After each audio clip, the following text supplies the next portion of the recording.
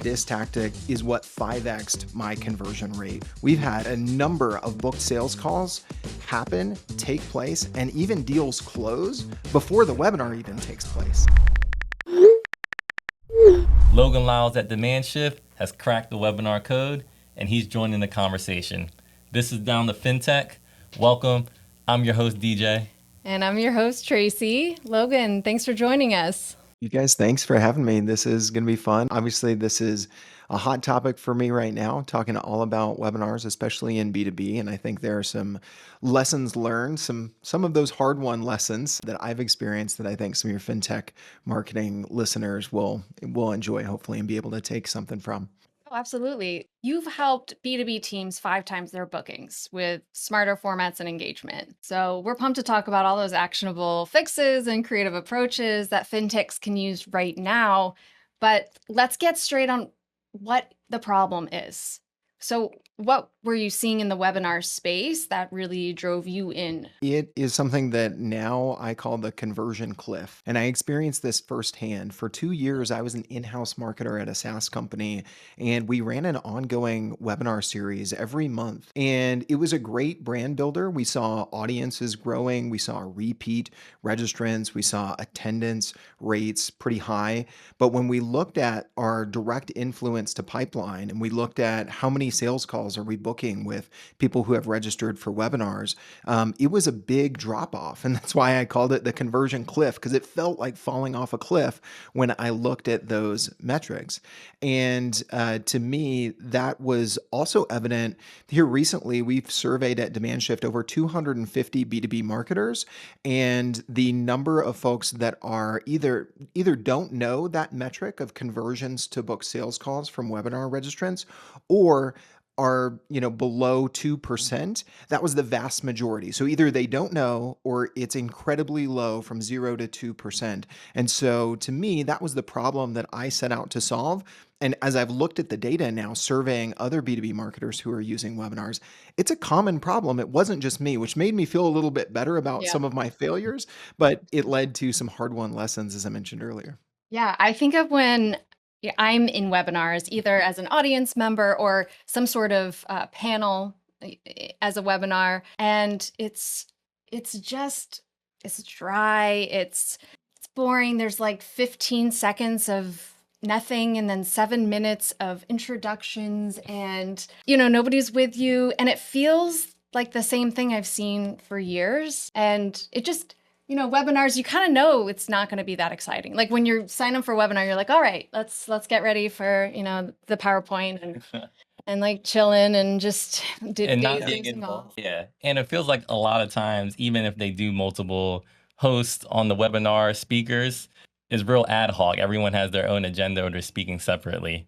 I've experienced that too. That's a really good call out. I've dealt with that firsthand, both as, on the hosting side and on the audience side, for sure. For sure. So you're flipping the script on how you're doing webinars. But before we get into making these awesome webinars, you got to get people to show up, right? So how do you generate hype to get people signed up? That's a great question, because we all know in marketing, at least most of our listeners, I think, are experienced enough to know this, that, hey, we can't just say we'll build it and they will come. That is the case with webinars, with your podcast, with your social media content, even your blog now, as AI has really changed the game with SEO. Build it and they will come really doesn't work. So that's not going to work in webinars in B2B. And what I see is that a lot of marketers aren't necessarily just thinking build it and they will come, but they're using just a very few, a very small list of promo tactics and just repeating those. They're, creating your typical webinar graphics with little speaker bubbles and the time and the date and the location and kind of this boring graphic. They put it out on social. They use that same graphic to just send to their email list. And then they cross their fingers and hope that it's going to drive a lot of pipeline. Well, then you're only promoting it to your existing social media followers and your existing email subscribers. And no wonder you're not getting, enough registrants to drive enough pipeline, especially if then the conversion rate out of that is a measly 1 to 2%, right? The webinar fast track framework that I've developed after these 2 years of experimentation, a little bit of failure, seeing successes that flipping the script, as you called it, DJ, allowed us to book 5 times more sales calls with this framework, is about increasing conversions and increasing registrants on the front end. So if we talk about that latter part, I found some tactics that have really worked. You've got to diversify your promotion mix a little bit. Email is actually very, very strong, but we tend to only go to emailing our existing list. With a lot of clients we work with at Demand Shift, we've orchestrated cold email campaigns to go outbound to their target ICP. And instead of going straight for a pitch, we say, hey, we've got a webinar coming up. We think this would be valuable for you because of X, Y, and Z. So we take a channel that some would say is dead. Cold email is dead. People aren't responding. Well, maybe it's not the channel. Maybe it's that they're tired of the same offer in that channel. So that's one. Number two has been really LinkedIn. I know a lot of your listeners are fintech marketers. So, many of them, LinkedIn is probably a big social media channel, and maybe you are doing posting and promoting of your webinar there. But what I've found is that you can get more reach through the speakers' individual profiles on LinkedIn if you take the right approach. And so another thing we've been doing with clients at Demand Shift is listing our webinar on LinkedIn as an event. Now you can do this whether you stream it to LinkedIn as a LinkedIn Live or not. A lot of people don't realize this. So that would be step number one, is list your event as a LinkedIn event. Then when you add your speakers, they actually have the ability to send invites to their first degree connections on LinkedIn and get people to RSVP that way. So that can be a really great multiplication effect. And then the third piece would be layering on LinkedIn ads, either from your company page or again, leveraging the networks and the credibility of your speakers, whether they're in-house or external thought leaders. You can have them post about the event on LinkedIn, post about the webinar. Look at those organic posts. Maybe they put out 2 or 3. Which one performed the best? Flip that and turn it into a thought leader ad, put paid spend behind it. Now it's got some social proof, it's got engagement, it's got comments. It looks like an organic feed, a post in the feed, and that can be another way to drive webinar registrants. So those are just a few that I think a lot of people aren't using, and there's some low-hanging fruit there for marketing teams. I love how you approach channels. And you said that first, email marketing, for example, it's not dead. They're just tired of hearing, the same messaging. That's just such an optimistic way to look at it. And I think there's a lot of hype going around, like email is dead. And it's extremely dangerous, actually, for marketers and fintechs and startups to think that one of the major channels is dead. I mean, it's a sin. But also it's like, and how things shift between channels. So when you said LinkedIn events, it's like most people don't know about LinkedIn events, right? But we all remember Facebook events, and remember how people used to actually RSVP to things on Facebook, even if it was like a live event or something else. And you were like, wow, I can just get my RSVPs on. And then after a while, it's like people stopped caring. And that's because channels are shifting. And to your point, both of y'all points, is really about the messaging too. First off, Logan, you mentioned the graphics and how that should be scroll stopping, and it doesn't need to be these simple graphics just showing, date, time, the person, but really something that can be scroll stopping, and that starts with the messaging and how you are pointing to their problem rather than their solution. And this could segue great into like, how do you create a great topic for your webinar that you bring in people that are your ideal prospects and also that want to show up? Love what you said there, DJ, about the problem. I heard this line as a podcast host myself several years back, and it has stuck with me and informed my approach to not only webinars, but marketing in general. And that's this: when we talk about the solution, we have to convince our audience that we are the fastest, the cheapest, or the best, or maybe all three, right? But when we talk about their problem, then we become their default solution. We spend so much time talking about our solution, and we're swimming in competitive waters where it's a bloodbath. It's shark infested waters. Whereas if we talk about the problem, it's like we're the lighthouse that our audience sees and is like, oh my gosh, there's safety over here. They understand me. They get me. They're helping me look out for the dangers, the problems, the pitfalls.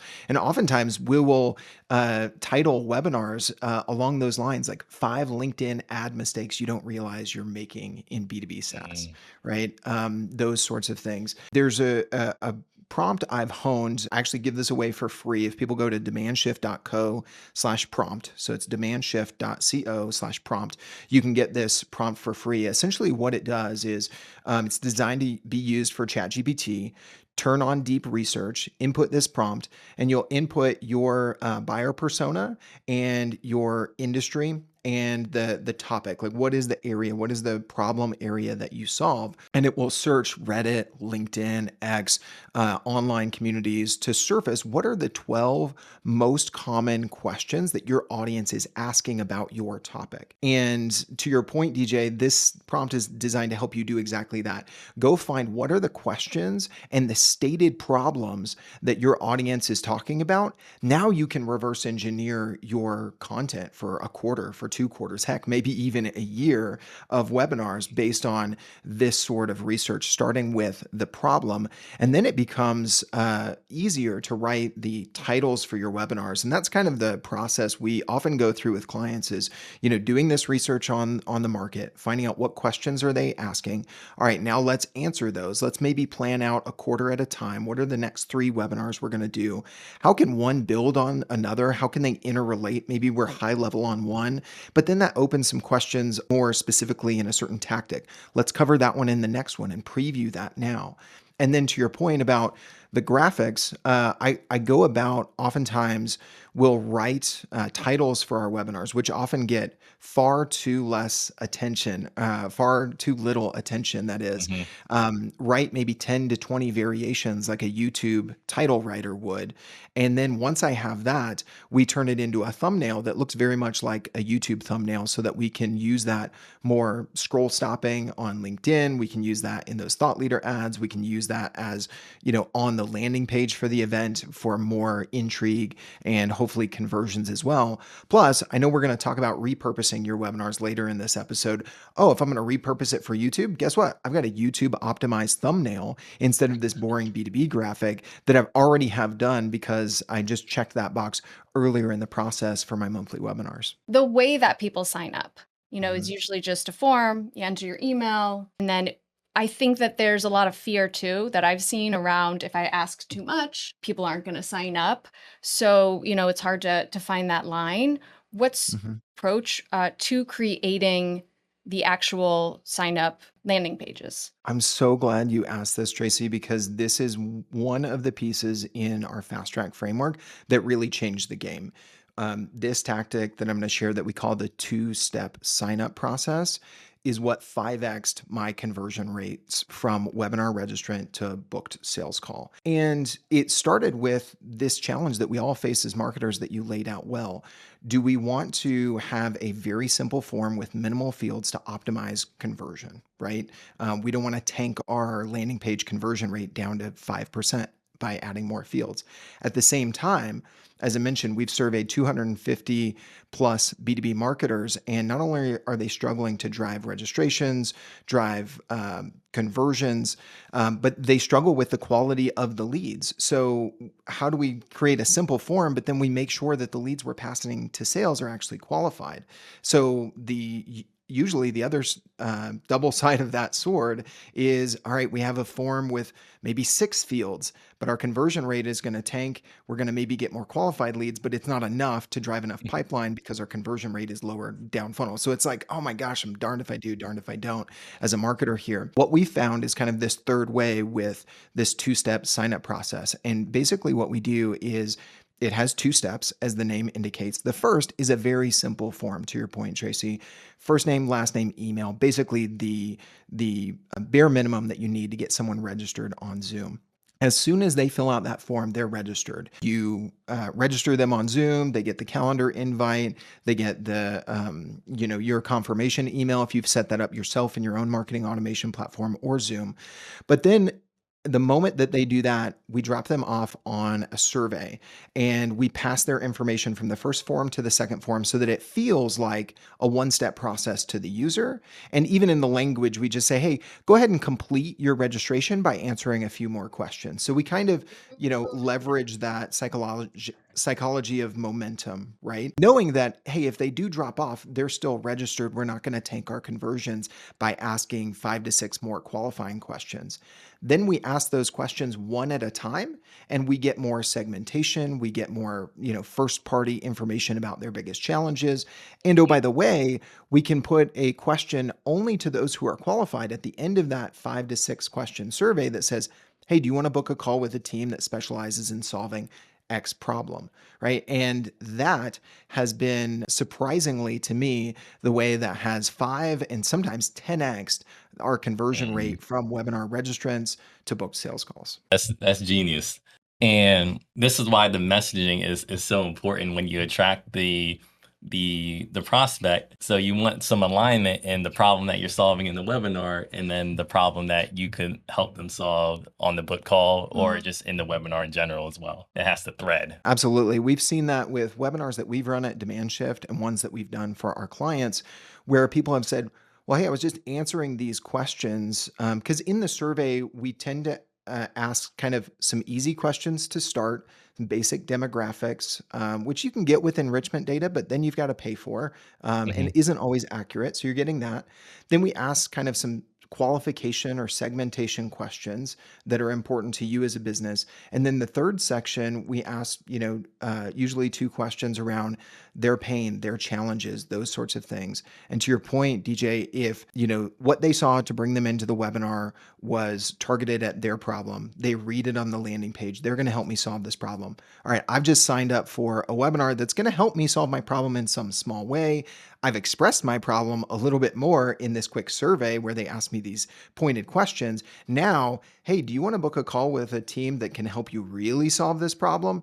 Like you said, the common thread is all the way through if you put that thought into this messaging and into your sign up flow that this 2-step sign up will help you capture more of. Because the other thing is, people are tired of the same old playbook. I call the old way the dead end webinar playbook because people would sign up on a registration page. Lots of people just using the default Zoom registration page, which you don't have the flexibility to, to brand, to optimize in the ways that we're talking about here. And you definitely don't have the way to set up this 2-step sign up process. And people typically hit a dead end. They just hit a thank you page that says, thank you, go check your inbox. We have someone who has expressed interest, was willing to convert. And it's not like 100% of people who hit our landing pages are going to convert. As marketers, we know that, right? You've got a hand raiser who is qualified in. Let's not hit a dead end. Let's take advantage of that momentum and give them another route. Like, do you want to jump on the on-ramp and talk with us? Or do you want to just attend the webinar, and kind of look and learn? Because maybe you're the right fit prospect for us, but it's not the right time, right? We know in B2B that typically 95% of our market is not in market right now. It's not the right time for them to buy or make a change. 5% is. If we are waiting until the webinar to get that offer in front of them or the follow-up email, then we've only got 5% of our market that we've got a shot to convert at any given time. If only 30 to 40% of our total signups are showing up to the webinar, then already out of the gate, we're not getting our offer in front of as many of our potential prospects as we could. Are you prioritizing the timing? Is the timing really important for those who do sign up? Let's say you're successful and you signed up a couple people who are like, I want to call and I'm qualified, which is huge success. When do you talk to them? What if your webinar's a month away? We go ahead and book them whenever they want to. So if they say yes to booking a call, instantly the user is shown a calendar page. So if you use HubSpot meetings or Calendly or any other sort of booking system for your sales team, if they mark yes, they should immediately land on a page that allows them to, select a time. And this is a way that for ourselves and for our clients, we've had a number of booked sales calls happen, take place, and even deals close before the webinar even takes place. That's the dream. To me, if you have someone come in through this funnel why do we need to wait until we educate them on the webinar before, we can have that call with them? Now, I did have a friend ask me here recently, like, well, maybe these folks aren't as high intent because maybe this is the first time they've heard from you. They're not really familiar with your brand. And so I do think there are some things that you can do besides the webinar to educate them on the problem that you solve, how you think about the problem, and how you solve the problem. And so can there be some touches from the time that they book that call to the time that they show up with you that can even be automated of, hey, record a quick Loom video. I know you guys are big on kind of asynchronous video. We connected on LinkedIn via asynchronous video before we recorded this podcast. You guys sent That's me a right. great little 30-second video. Hey, we're DJ and Tracy. Here's what's going on. Here's our ask. And you can do the same thing. Hey, see, DJ, that we have a call set up for next Friday. It's really important that you understand this going into our call. Here are 3 things to think about. I'm not going to give you any homework, but want you to know kind of have some orientation before we jump into this call. 1, 2, this, 3, that. Those sorts of things I think can be helpful. So you guys bring up a good point about the timing. I feel like now we haven't even talked about the actual webinar, but that is on purpose, people, because these first steps are probably some of the most important. But at the same time, it's like, well, if you get everybody there and then you got some boring PowerPoint with tons of words, then Exactly. what's the point? So Mhm. let's get into how do we redefine what a webinar is and should be. Mhm. Yeah, it's funny. I've been asked this question recently by some prospective clients I was working with. They were like, "How would you define a webinar? Like, does it have to be a PowerPoint? Is it a single person presentation? Is it a panel? Is it an interview?" I'm like, none of that really defines a webinar. To me, a webinar is a virtual event that you sign up for with your email. It's gated live video content in some form or fashion, right? And maybe it's even ungated to some people because you're live streaming to YouTube or LinkedIn at the same time. But that's essentially what it is. Then when we think about that, all right, the format, the delivery, all of that is really wide open. Before I started doing webinars, I had hosted 500 plus podcast episodes. So I naturally took a podcast style approach to webinars and said, I'm not going to do death by PowerPoint. I'm not just going to present solo or try and tee up a speaker to do that. I'm going to do it interview style because it gives the audience 2 people to engage with. They get to kind of feed on the energy and the engagement and the back and forth. Plus, sometimes I have internal or external speakers who are great thought leaders who can present really well, but running the slide deck, managing the Q&A, double checking the audio and video, all of that sort of stuff is going to add so much pressure that they're not going to be able to present their ideas clearly, succinctly, and powerfully to the audience. But if they show up and just need to answer some questions like a podcast that you record asynchronously, man, they're going to be on their game and they're going to deliver some great content to the audience. So I think opening up your mind to different formats and styles is the first thing. The second thing is, much like we're talking about here, you've got to give thought to the promotion, to the sign up flow, to what are going to be your conversions. Give some thought to the live content outside of what are the talking points, what are the outlines, and what's the deck going to look like. And 2 things can help here. 1, pre-plan at least 3 polls where you're going to ask a Mm. question and have people respond to a poll live during the webinar. This is an easy way to drive engagement. Some people on webinars are just like they are on LinkedIn. They are lurkers, and that's not in kind of a creepy way, but they're just like, I'm not going to chat. I'm not going to comment. I'm definitely not going to post. And if that's the case on webinars, guess what they will do? They will probably click a multiple choice, 4 option drop down poll and give you some feedback there. So planning those polls is a great way to get engagement, to show engagement. Plus, then you can respond real time to those poll answers and say, well, this actually surprised us, this or that. So that's the first thing. The second thing would be to pre-plan some chat prompts. And now I'm not talking about AI prompts. I'm talking about prompting the audience. You've probably heard kind of the most basic audience chat prompt done on a webinar of, hey, let's make sure the Q&A is working. Let us know where you're joining in from in the chat, right? Is it New York? Is it Denver? Is it Miami? And that's a good one. But I actually got a ton of engagement the other day by opening it up and saying, hey, everybody always does this. let me know, are you team Coke or team Pepsi? And all of a sudden, Coke, Coke, Mm. Coke, Coke, Pepsi, Pepsi, Coke started Yeah. rolling in the chat. And it just got some energy and some fun going. Did that have anything to do with the topic? No. But it did get people used to chatting. When I prompted the audience to chime in with chat or answer polls later on, I saw higher engagement. So pre-planning, what are my polls going to be that I'm going to launch? And what ways am I going to prompt the audience with a simple but insightful question for them to answer can drive that engagement during the live session. I love that pattern interrupt. Just asking something totally different. Love the way you frame that. What are some of the other mistakes people are making in implementing or presenting their webinar? This is kind of a mixture of presenting and conversion. So whether you do the two-step sign up process that we talked about earlier on the front end, I highly, highly recommend you do that. Just the results speak for themselves.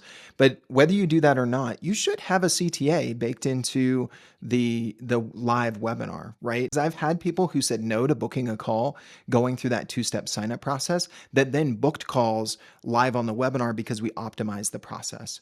And here are my list of things that you want to tweak to get more booked calls while you're live with a live audience on your webinar. The first is don't wait until the very end, because no matter how good your content is, some people are going to drop off if they've been spending 60 minutes with you. Now, if your content's engaging, that drop off rate is going to be less. So monitor that, but don't just squeeze it in at the end and make it feel awkward and rushed. Second, make your offer, make it appealing in some way. So instead of, hey, do you want to book a call with us? We help with this, right? Now, it should be more appealing to people who have just been listening to you for 45 minutes or an hour that you've proven your expertise. So they may be incentivized just by that.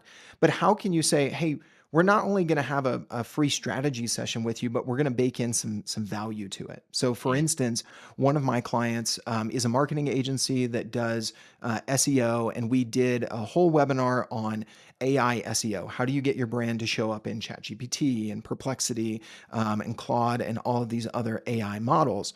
Well, instead of just saying, hey, do you want to book a call with Will? His team can help with SEO and AI SEO or GEO strategy.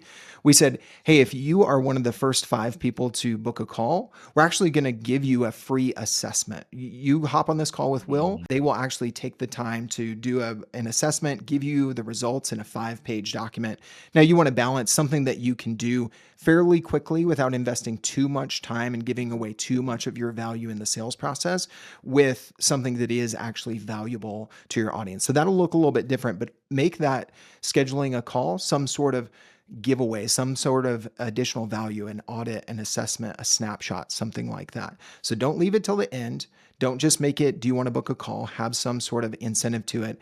And then third, super tactical, have a QR code up on the screen for people to convert with that and or a link that you put in chat. Just giving people 2 different options to be able to convert. And the last time that we did that, I was looking over at Slack with my client because we had an automation set up. Every time they booked a call, we'd get a notification on Slack, and all of a sudden they started just rolling in. So those are the 3 things between connecting the presentation to the conversion that you can do that are pretty simple tweaks to increase your conversion rates. And when I look at the fintech space and the webinars that are out there, you have some that are still stuck on the old school presentation, very educational. They take forever to get into the content. But we do see some folks that are breaking the mold. Do you have any Yeah. thoughts on how to optimize that in the beginning, that so you're still keeping folks engaged? That's a great point. Like how you start makes a big difference on that retention. It's just like for any of us marketers who have done anything on YouTube, whether you have for your brand or you just consume YouTube content and you study that channel at all as a marketer, your opening hook makes such a big difference in your retention rate on a video. Now, with webinars and B2B, is it the first 3 seconds you've got to hook people? Maybe not, right? Because they've had it on their calendar, they've shown up, they're here live, yada, yada. And even Zoom kind of lets people trickle in. So if you like start out too hot, people will miss the first little bit anyway.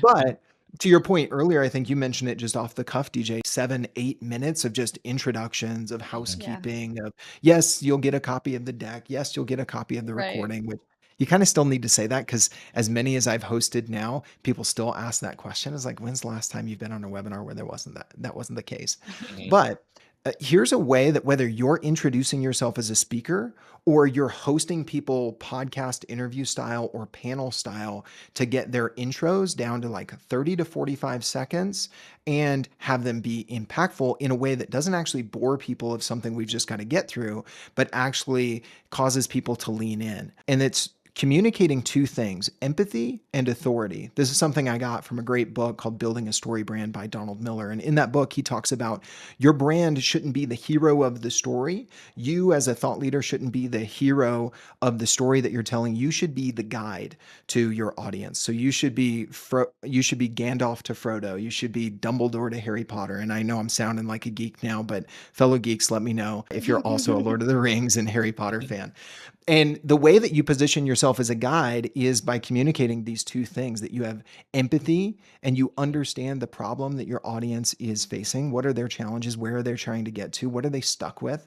And then authority, once they know that you understand their problem, can they trust you to actually solve their problem? What proof points, what social proof, what evidence can you show that you've solved this problem before? When I'm working with clients, because we're often, I interview them for their webinar series, or I'm working with other speakers, I prep them with, okay, you want your intro not to ramble for 2 minutes. It should be 30 to 45 seconds, and it should hit these two key points. Then we start off quicker and we get into the content more quickly, but also their intros serve a purpose other than checking a box, just like we have to have a slide deck. We have to do long intros and we have to say, oh, I'm so excited to dive in. I hate that on B2B podcasts and I hate it on B2B webinars. We're so excited. We're so this like forced hype session. Well, what are you excited about?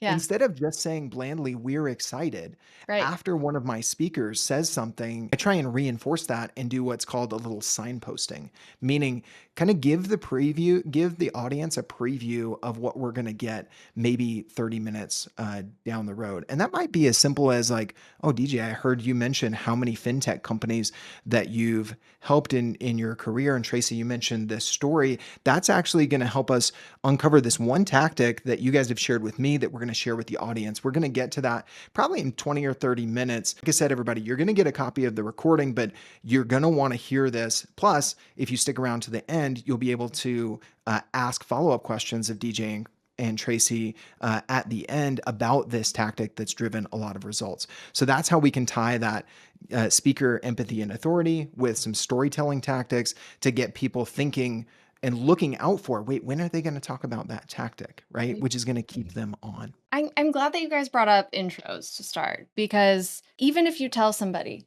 we're going to have a quick intros, in your experience, have you also noticed that some people think that that's maybe not enough, and they think that because they go on to do their own thing and they want to qualify, even if they've done an intro, they want to add on to their intro maybe in another couple Mhm. questions. Well, let me tell you about my time at university first and my first job that led me to this and that. Any Yeah. thoughts on navigating that? I think a lot of it comes down to the prep beforehand. If when you have that prep call with your speakers, explaining to them why we want to structure their intros in a way like we just did here. Clip the part of this podcast where I just said that for the last 90 seconds and just send that to them, right? I feel Yeah. bad too And because set those expectations beforehand. Go ahead, Tracy. I don't think that they're doing this to be to talk all about, like, because they think they want to talk about themselves, Mhm. like because they're arrogant, whatever, or they're self-centered. It's not at all. I think a lot of it is just like they think they're supposed to, or they think Mhm. that if they don't qualify themselves enough, like, it's more that they are, like you said, it's just misguided. It's Yeah. they just don't understand. Yeah, they feel like Yeah. they need to establish their credibility, not really realizing that them already being on stage, them being on the podcast, the webinar as the host or the presenter, they've already established that credibility. The audience is there just to learn what's in it for them, and shifting that mindset that, oh, you're here to give the value, they already see you as that figure. There's some of that built in already, and some of it also is it ties into what you just said there, DJ.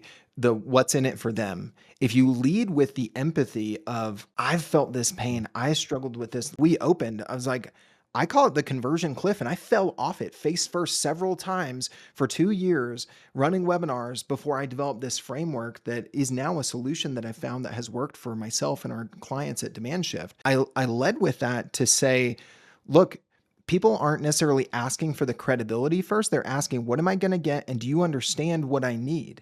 And so you're answering the credibility and authority question before they're asking it. Yeah. But if they're asking the what's in it for me, do you understand me? And you answer that, then the next question they're asking is, but can I trust you to answer that question to help me? And then you need to answer that at that point. A lot of Right. times we're answering the right question at the wrong time. Right. Yeah. Yeah, it's like the storytelling that's so essential. And everybody's talking about authenticity and knowing the real people, which almost sounds like it contradicts the issue I was talking about. But like you're saying, it's it's the right information at the wrong time sometimes. It's about your story being relevant to the learned lesson, to the problem, and about placing it in the context. Because storytelling, I don't want to mislead anyone, it's like top 4 Yes. of best ways to, We don't see it offer it. enough. We don't see it enough in fintech content in general, and probably the B2B landscape in general as well. And incorporating those stories strategically in your webinar or your content is going to connect with the audience, like we've talked about. What's in it for them? Establish empathy. And I gotta say too, poor PowerPoint here. I mean, we've been talking crap about PowerPoint right now, and Mhm. gotta say, decks, visualizations. I love Mhm. visualizations. I love imagery. So all about using visuals, using decks Yeah. in the right way. And a couple of thoughts there, because we were kind of, dumping on them a little bit earlier Yeah, of I like, it's know. not I'm just just Yeah. to be a deck, right? sorry, I think guys. we all are talking that way. But I mean, when done the wrong way, then they're not going to be impactful. Just like webinars done the wrong way are going to lead it to those dead end results that we talked about earlier in the conversion cliff that really is a problem. So with decks, a few things that I see people do wrong. They put way too much text on them. They're basically like their speaker notes. And when you do that, I actually interviewed a guy who specializes in developing sales presentations for service-based companies. And so he's helping them build their sales decks. So different context, but I apply this to webinars because the same learning Yeah. applies here. Literally, it has been proven that we can't process reading words while hearing audio. So when you have text up that is like, maybe it's not verbatim, but it is basically your speaker notes and all the bullet points, you are making your audience choose between reading the text or listening to you. They're not going to be able to do both. So if they're reading the text, they're not listening to you, which is bad. Or if they're switching back and forth, their retention is going to be terrible because they're context switching back and forth. Just like we know multitasking isn't truly a thing. Look at TED Talks. Look at their very purposeful use of images, text. How often do they have more than one sentence on a slide? Basically Mhm. never, right? And so my recommendation to people is not necessarily ditch the deck, but use them in a way that is additive, not in a way that is we're doing it just because we have to because a webinar has a deck. Thank you. I'm thanks for clarifying that and for talking about the power of visuals. And Mhm. Ted's a great example to go, look at some really successful talks and see how those images made an impact. Mhm. Absolutely. I've seen the slide decks do really well. Even though this is against what we're saying, I've seen people who've done slide decks with a lot of words, but they're just such good presenters. They come with energy. They're talking about people's pain points, and it still lands well. So it's just important to acknowledge all these points that you can continually do to Yeah. optimize your webinar experience. Exactly. There's not, one silver bullet. It's all of these things. It is your promotion. It is the Mhm. creative that you use to promote. It's the channels. It's the messaging within those channels. It's your registration flow, like with the two-step sign up optimization we talked about. It's your pre-planning. It's your prep with the guests. It's, the quality of your guests. It is the quality and thoughtfulness of the presentation. It's not just do we deliver a CTA, but how do we deliver it? How do we package it? How do we give people the option to convert, like the QR code plus the link? All of these little things, none of them is just like do this and you're going to, see 25x the results. But if each one of these has a 5% impact, okay, now I just turned 15 different dials that give me a 5% lift each one.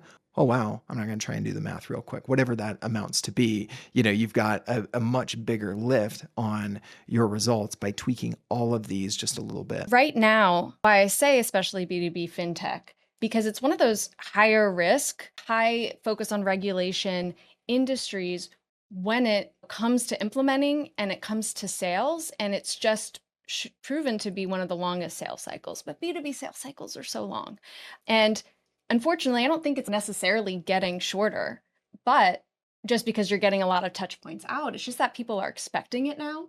I think also there's just a case for webinars in general because we need a variety of touch points. And then especially when we when we look at how 90% of decision makers want to find out a lot of information. I know you've said this before too, about how people should know a little bit about you because of video content, because they've been on other webinars or podcasts and seen you there, so that when you get on that call, they don't want to have to be convinced on the call. They want to hear that unique vision.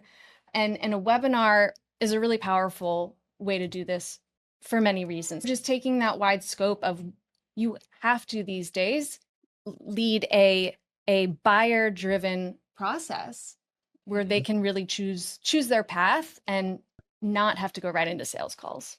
I love that you said that, Tracy, because it makes me think of two other things that I'm a big proponent of and we implement with our webinar Fast Track.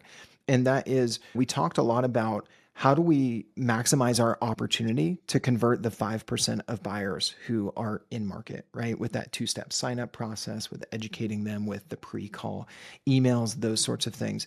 But guess what? There's still 95% who are going to show up to your webinar. So you want to make that a good experience, which we talked about as well. But the other thing that's interesting about that two-step sign-up process is everyone who completes that survey, which we've run the averages now over several years and several different campaigns. It's usually 80+% of people who fill out the Okay. survey when you are very intentional about it. And so guess what? You can show up to the webinar and say, hey, look, we asked 100 fintech marketers this question. This is what you guys said.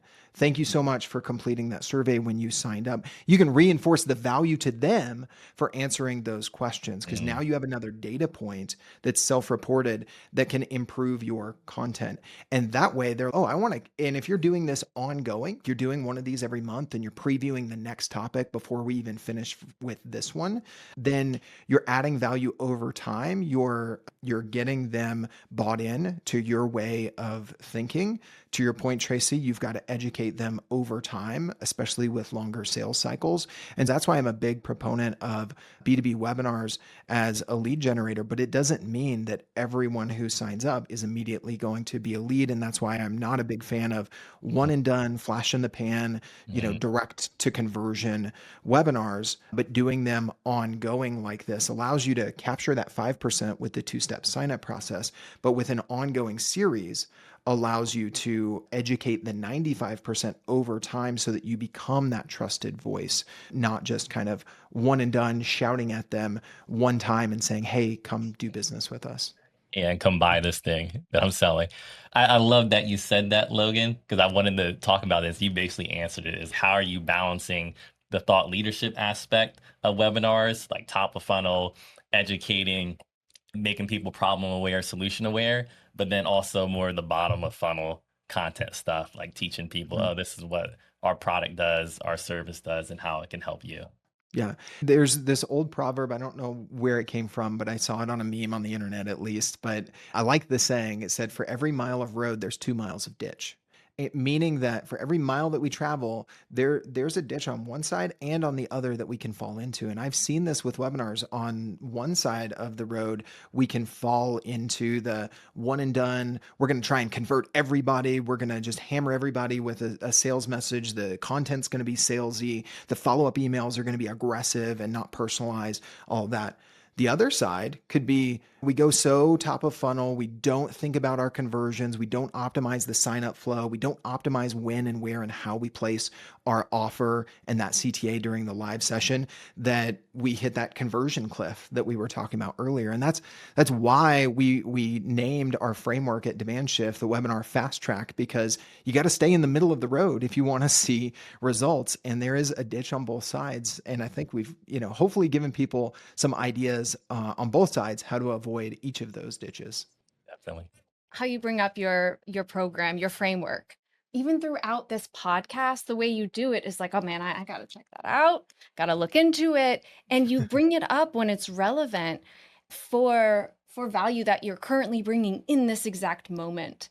And I think that if fintechs could think about their product that way, that their product is not the star of this conversation, but relates to the value and the problem solving in the moments where it makes sense. I love that. I appreciate that, Tracy. Awesome. And let's dive quickly into repurposing content. Yeah. What are some of the ways you can do that after recording a webinar? Yeah, and I think this is extremely important, especially if you're just getting a new webinar program off the ground and maybe signups are low. Maybe you don't have a large audience to start with, but you want to use this in these ways that we talked about as both thought leadership and lead generation, but it takes a little bit to kind of build up some momentum. So in the early days, you especially want to make sure you're getting as much juice for the squeeze, as I like to say. How can we squeeze as much value out of this effort as we can? Because if you're a B2B marketer listening to this, you've got too many things to do, a long list, a big list of ideas of things you want to execute, but you don't have budget or time or bandwidth or resources to be able to do it. And so if you are going to revitalize your webinar program or start a new one, how do you get the most out of it in the early days? Well, I think it's a crying shame that if you or one of your subject matter experts or executives or a partner thought leader in the industry is speaking for an hour on a webinar, which is typically what B2B webinars run, maybe even 30 minutes or 45, doesn't really matter. But for that much time, and the only value you're getting out of it is the 30 to 40% of signups that attended live, right? Again, we surveyed over 250 B2B marketers. Most of them do not have a consistent, regular motion for promoting their webinar on demand. That's just a huge miss, number one. Number two, you've got one of your experts, one of your executives speaking for that long. How many pull quotes are there to just turn into little tweet screenshot posts, images on LinkedIn? I mean, heck, AI can help you pull out those most compelling tweets in a matter of seconds, and just having a process for that. Obviously, the lowest hanging fruit, as I'm sure you guys do with this podcast, if you're doing video content that's webinar or podcast, pulling short form video content out of that for especially YouTube and LinkedIn would be my top two for B2B. Instagram, Reels, and TikTok, of course, as well, but depends on where your audience is. Because out of an hour-long webinar, I've easily pulled a dozen compelling video clips to use on social. Plus, if you've planned out the content well, it should actually be structured pretty well to be able to turn into a blog post, right? That then you get the SEO juice out of, but then maybe you embed the webinar, say, hey, you want to just watch the rest of this content? Click here, have them register, go through the two-step sign up, and you can implement that two-step sign up process that allows you to separate the hot leads from the cold leads, even if it is your sign up flow for the on-demand version. Like, why wouldn't we do that? These are just a few things. I could go on for another 10 minutes on just repurposing the content. But if you do these 3, 4, 5, however many I listed there, you're going to be getting more out of your webinar, even if signups are low in the very beginning.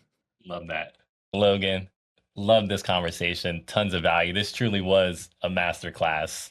Where can our audience learn more about you and Demand Shift? Absolutely. I referenced it several times throughout the conversation. We've surveyed more than 250 B2B marketers about how they see webinars, what are their typical metrics. If you want to benchmark yourself and look at how do you compare on typical KPIs like attendance rate, signups, conversion rate to book sales calls, go to demandshift.co/report and you'll get the insights, analysis, and the full report that we generated after these 250 survey respondents. Obviously, if you want to learn more about our service, you can just go to demandshift.co and you can also connect with me on LinkedIn. Pretty easy to find there. Logan Lyles, my last name's Lyles. But I think the first point is probably most valuable for folks. If you want to dig into where are we at, how do we compare, what are some of the things that other people are doing, go to demandshift.co/report and get a copy of the 2025 B2B webinar lead generation report. To our audience, there are so many gems, obviously, so many takeaways, next steps. But if you have a webinar approach this month, maybe audit it. Or if you have never done one, why don't you plan one? Let us know how it went, what you put into action. And also, of course, tag Logan. Let him know too what really helped.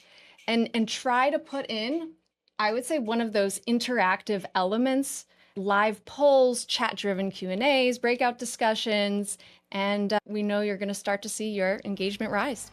Thanks, Logan. Thanks so much for having me, guys. This was fun.